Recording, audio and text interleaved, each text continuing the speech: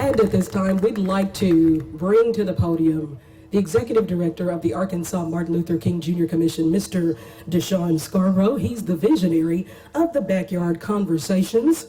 And this was an opportunity to bring people together to talk about history, to pay tribute to our senior citizens, our ancestors, and the contributions that they've made, and to also discuss outcomes and resolutions and more intimate conversations that are usually held at your dinner table or barber shops or just among your circle of friends. So this was an opportunity, and the Arkansas Martin Luther King Jr. Commission certainly wants to thank you all for coming out and spending the first part of your Saturday with us. Well, at this time, we're honored to recognize trailblazers right here in our city, and those who paved the way and who've worked very hard right here. And so our first award is the Mother Annie Abrams Award, and it recognizes an individual who works hard to share history within their community. Please welcome Miss Phyllis Brown.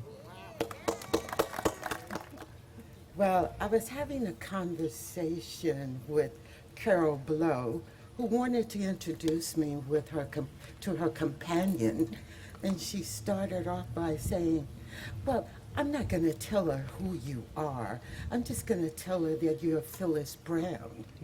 And I said, it is an honor to be the sister of Minnie Jean Brown, one of the Little Rock Nine that desegregated Little Rock Central High. It is an honor to be the sister of Bobby Brown, who was president of Black United Youth during the 60s and the 70s, who made it possible for Frank Scott to stand before you and say, I, Frank Scott Jr., Mayor.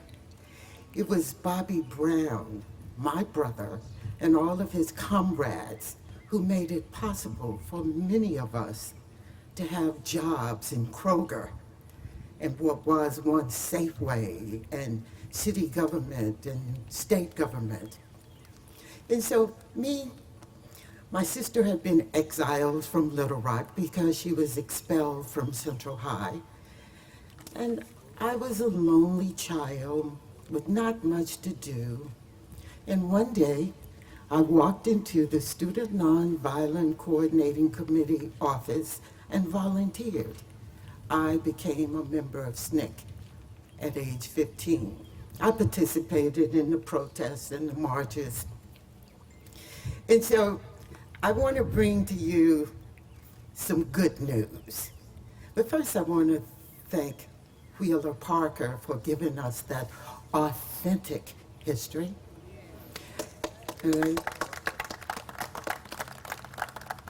I'm a lover of history. Thank you, Mrs. Abrams, for that history. And so we are now standing on hallowed ground. Every step you make, someone made it possible for you not to have to step off the sidewalk to let a white person pass. Okay, so the good news is, for the first time since 2007, the House Judiciary Subcommittee on the Constitution, Civil Rights and Civil Liberties is scheduled to hold a hearing with Ta-Nehisi Coates and Danny Glover on June 19th to examine through civil discourse. I used that word civil discourse one day on Facebook and a white woman challenged me. Really? Don't challenge me. Okay. Okay. And so they're going to talk about the transatlantic slave trade, its continuing impact on the community, and to begin healing with restorative discourse and restorative justice. I do love history, so I could go on and on. Yes, we do celebrate Juneteenth that only freed some of the slaves. The 13th Amendment freed all slaves. But are we really free in America? That's all I have to say. Thank you, King Commission. Thank you, Pat Rogers Board, because I know this was your doing. And it's in order because we have a special award named in honor of attorney Christopher C. Mercer, Jr. And I understand his family, Ms. Pam Mercer, his widow, is here. Will you please stand?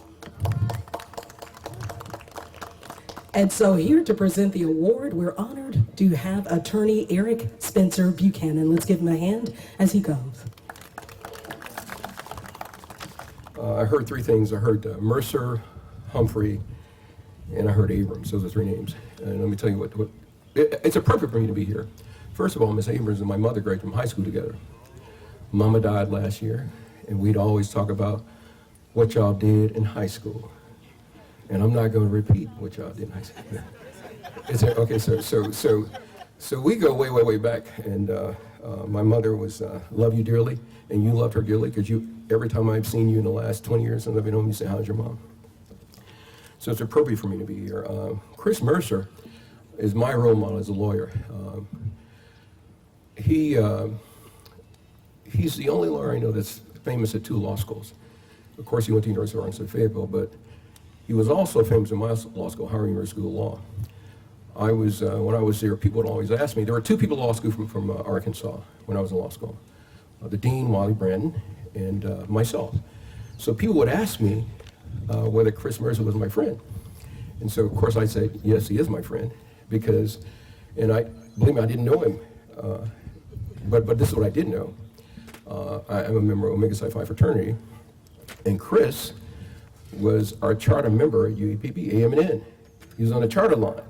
And so, Q's are all friends, so I would always tell him, it was always nebulous lawyer talk that he was my dear friend.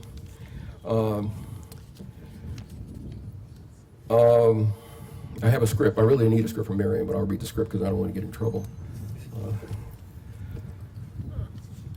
On behalf of the Arkansas Martin Luther King Commission, Jr. Commission, and the family of the late attorney Christopher C. Mercer, Jr., I am honored to present the first attorney Christopher C. Mercer Memorial Award, which is presented to a professional in the legal field who, like attorney Mercer, dedicated their professions and lives to social justice, fairness, mentorship, and service. During the desegregation of Little Rock Central High School, attorney Mercer drove 6 of Little Rock 9 to school each day. He faced insurmountable odds during that time, and we honor his legacy and commitment as an attorney through this award named in his honor. Through this award, we honor attorney Mercer's tenacity, courage, and place in history as a trailblazer for civil rights and a model for the legal profession. I am proud to announce Judge Marion Humphrey as the first recipient. I got to ad-lib here. Marion, allegedly he's retired, allegedly. And I'm telling you, Marion's had a lot of successes, and most of you know that he's had a lot of successes, but I'm telling you one thing he's totally failing at. That's retirement. He's flunked retirement because I know how busy he is because, believe me, I know. He's working. Busier now than he was when he was on the bench. As a former Pulaski County Circuit Judge, Judge Humphrey strived for fairness for defendants and plaintiffs within the criminal justice system. He did his best to steer wayward youth coming into his courtroom into the right direction. He was quoted in a news article as saying, "Society needs to find a way to reach these younger generations and teach them not only to make better choices, but to want to make those better choices as to how they live their lives." Too many young men have been overly influenced by a culture that teaches respect, that respect is something that is coerced rather than earned. Please stand as I present the 2019 Attorney Christopher C. Mercer Award to the Honorable Marion Humphrey.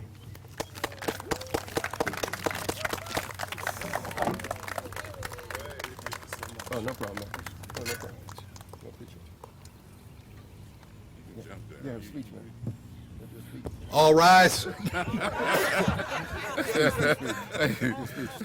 Thank you very much, Eric, and thank Martin Luther King Commission, Mr. Scarborough, and as I tell people, first of all, I need to be thanking you because in order to get to be a judge, you have to be elected, so people have to vote for you.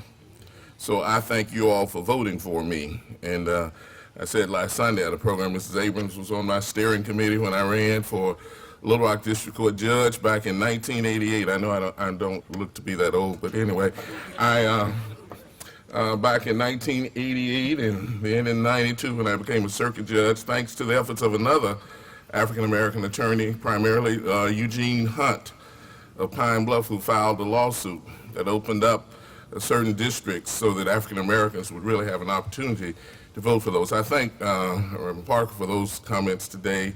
They are well taken. We still have a fight out here for justice and for fairness. That's still not going on. I'm particularly pleased to receive this. It's named after Chris Mercer. I knew Mr. Mercer's mother. I used to see her around the courthouse in Pine Bluff, Arkansas, when I was down there practicing law, and Mrs. Mercer would come in for different reasons, and she'd let everybody know that Christopher C. Mercer Jr. was her son.